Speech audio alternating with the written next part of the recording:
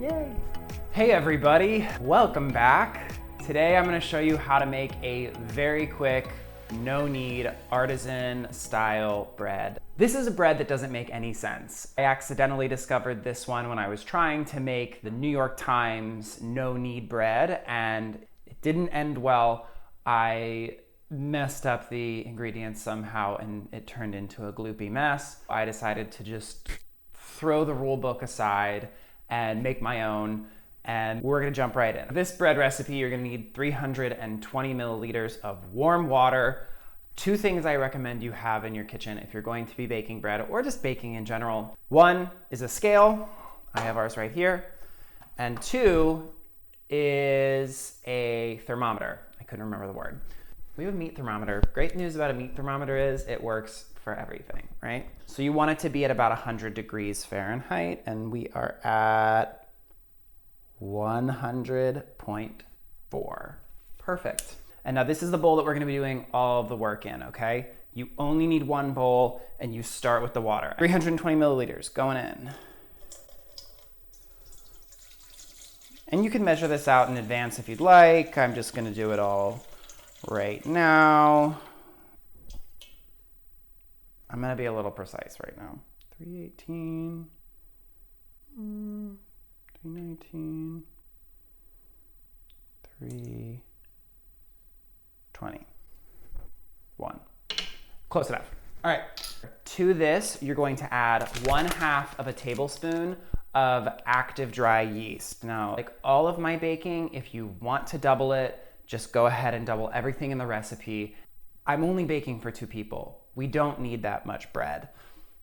We might want it, but we don't need it. You're gonna add that right in. And then you're also going to add about 3/4 of a tablespoon of salt. And I'm just using great kosher salt. Change your units to grams. Now, fun fact, grams and milliliters, they're the exact same thing. Not the same thing, but they translate to be the same thing. If you forget to change your scale, it doesn't matter. This might be something that you want to measure out in advance. All right, 8 grams of salt going in, a little bit more. And great, 8 grams. Awesome. Okay, and now what you're gonna do is you're gonna grab a spatula and you're gonna mix this together. You're gonna mix this until the yeast and the salt dissolve into the warm water. And that should not take any longer than about 30 seconds. So I discovered this recipe the other day, actually, because I didn't have enough foresight to make sourdough, which of course I have made sourdough. I jumped on that train pretty quickly. Vanna Wheat is actually right over there, doing her thing. This bread just kind of came to be because I woke up in the morning and I had a few hours and I just decided, you know what? I'm gonna break some rules, and I made this bread and it turned out incredible. I mean, it doesn't make any sense and you're gonna see why. So this is pretty well dissolved. We're gonna let this sit for 5 minutes uncovered and then we'll come back. So the water, yeast, and salt mixture has been sitting for about 5 minutes. As you can see, I did lie to you slightly. I decided to use 2 bowls for this. You don't have to. But I went ahead and pre-measured 515 grams of bread flour. You can use all-purpose flour, you can use whole wheat flour, you can use whatever you'd like.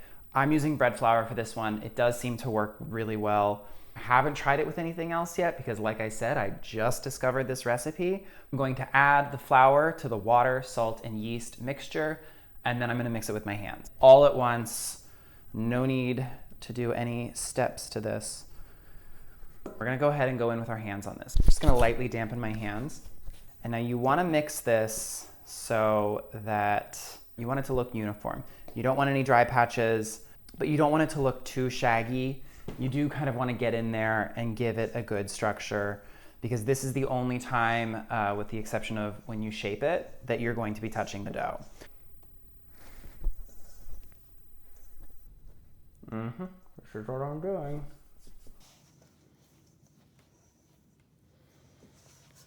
It's starting to look good. It's starting to come together. You just want to make sure that you're picking up all of the dry flour bits and everything. Yeah, like I said, I've started sourdough and I've been really enjoying it. Shout outs to Rich for my starter. He's the one who actually gave me the beginning of it. Fed her today. But I think it's also one of the reasons why I felt confident in trying this out. You know, I've become a lot more experimental with my baking, where I just kind of, like I said earlier, I just kind of throw the rule book aside and just try it out. If it turns out bad, I can scrap it. If it doesn't, I'll eat it. And with this one, I knew that there was a risk that this wasn't going to taste good, or that this was going to be, the structure was going to be weird. But, you know, I just decided I'm going to give it a shot and we're going to go with it. So I'm done handling this. I don't want to handle it anymore. All the dry bits of flour are gone, and I have formed it into a bit of a ball. This is what we're looking at, right? Nice structure. It looks like dough. It's sticky, but it's not too sticky. It's more like tacky, you know what I mean? I'm going to cover this with plastic wrap and let it sit at room temperature for 2 hours. Okay, so we're just under the 2 hour mark. I guess you could say this is the proofing of this dough, and it should have about doubled in size. So let's see. It has.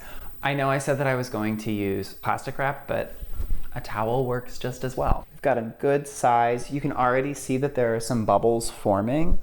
So this is pretty much ready to go. What we're gonna do is we're gonna shape this loaf. First, we're gonna preheat the oven, okay? So I have a Dutch oven.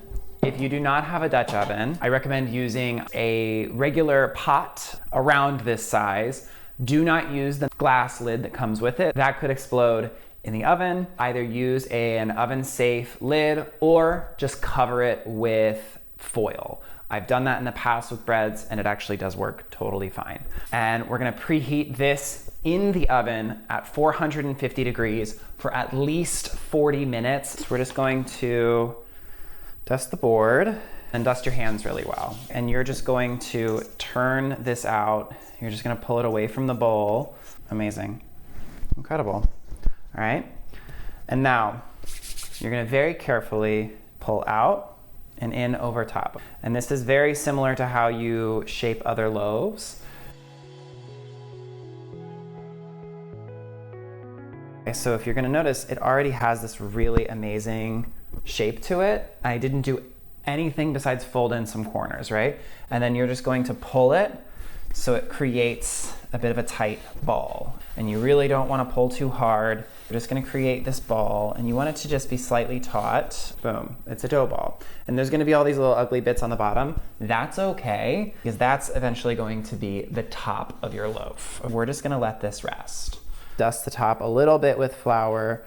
Don't touch it, let it go. Let this sit for 40 minutes at room temperature, uncovered, and then you'll be good to go. So it's been just under 40 minutes, and I wanted to go over a couple things with you really quickly. I cut a circle out of some parchment paper. This is gonna just help so that the loaf does not stick when you put it into the Dutch oven. It's just a little helpful. It's one extra step that I have found to be very beneficial when I'm baking bread.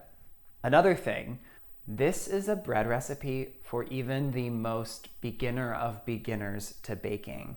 You've seen me do this. It is not hard. It is very difficult to mess this up. And this is a super easy, inexpensive way to always have fresh bread on hand. And when you see it come out of the oven, you're going to notice that it does look like that delicious artisan-style bread that you see in the grocery store or that you see in really nice bakeries. One of the other things that I decided to invest in quarantine is this bad boy. This is a lame. This helps cut some slits into your dough so that it allows the steam to release, but it also allows that nice, beautiful sort of look to the bread. I'm gonna keep it pretty simple on this one with my cuts, but if you wanna get fancy, you're welcome to. If you don't have a lame, don't fret, not a big deal, just use a knife. It is just as easy, and obviously you don't have to go out and buy another tool. So we're gonna go ahead and transfer this loaf onto the parchment paper, and you're gonna be very careful. You don't wanna handle it too much at this point. You've already built a nice structure. You really wanna try to keep that as good as possible. Oh, all right. Lost a little bit, but that's all right. Okay, we're gonna set this here. And now remember what I said, ugly side up, right? because this is gonna be the top of the loaf. This is what's gonna expand. This is also what you're gonna cut. And I'm just gonna do a simple sort of X pattern. You really don't wanna go too deep into the bread, just so you get that look. There we go, perfect. I am not a professional baker. I am not a bread aficionado. I know I'm breaking a lot of rules with this loaf. I don't care. Sorry, I really don't. What I do know is it tastes delicious and we get fresh bread. I've cut this, very simple cuts, nothing too fancy. If you want the professional proof overnight, 12 to 18 hours, all that jazz, go for it. There's no problem with that. This is just great for an everyday, I want fresh bread, this is what I'm gonna make. I'm gonna go ahead and pull out the Dutch oven. This is where you're gonna wanna be very careful. Make sure that you have oven mitts on hand because it is very hot. I mean, it has been in there for over 40 minutes at this point at 450 degrees. So I'm gonna pull this out. I'm gonna work very quickly. I'll go over everything at the end, okay? Grabbing the loaf, and then you're just going to plop it. Don't touch the Dutch oven. Remember this for the lid. The lid is crazy hot too. Center rack for 25 minutes covered. Then we're gonna uncover it, keep it at 450 degrees, and do another 18 to 20 minutes. That's gonna add that nice brown crust to the outside of it, okay? So I'll check back in here soon, and we're gonna have some fresh bread. So we've removed the top. We only have a couple minutes left in the uncovered portion of this. I put it in for about 18 minutes. Okay, so we're gonna pull this out. Are you ready? Are you sure? Here we go. Oh, it's so hot. I feel like a proud mom. I mean, ooh. Hi. Oh my gosh, it's so hot. It's radiating heat. Wow. I mean, who would guess? The easiest loaf of bread ever to make. You guys were here with me for the entirety of this process. You saw how easy this is to make. I can't lie to you. This is the easiest bread I've ever made in my entire life. It's been 3.5 hours from start to finish. It's good, guys. It's just beautiful. I'm gonna go ahead and turn it out so it can cool fully. Woo. Woo. It's so hot. Right, listen. Oh my gosh. It's like celebrating. As I said, when you flip it over, you have that kind of ugly side on the top. So really all it does is just add a really nice sort of, a kind of a beautiful design on the top. You saw it, 4 ingredients: yeast, salt, warm water, flour. That's it. That's what made this loaf. 3.5 hours, and you've got yourself an incredible loaf of bread. Don't forget to like and subscribe. If you do make this loaf, feel free to leave your version of the recipe or what you did. If you found a bit of a different way to do it, let me know in the comments. Like everything else that I make, I want you to make it too. I wish I could be enjoying it with you right now, but I know that my partner and I are gonna nom on this later. Thank you for watching. I hope that you've enjoyed, and I look forward to our next kitchen adventure.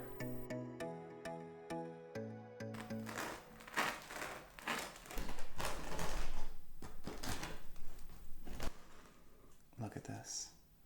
I mean, seriously. Moment of truth. Ugh. It smells like a fresh bakery. You can't go wrong. Thanks again for tuning in. I'm gonna enjoy this bread, and I hope that you do too. I'll make sure to leave the recipe in the description. I'll see you soon.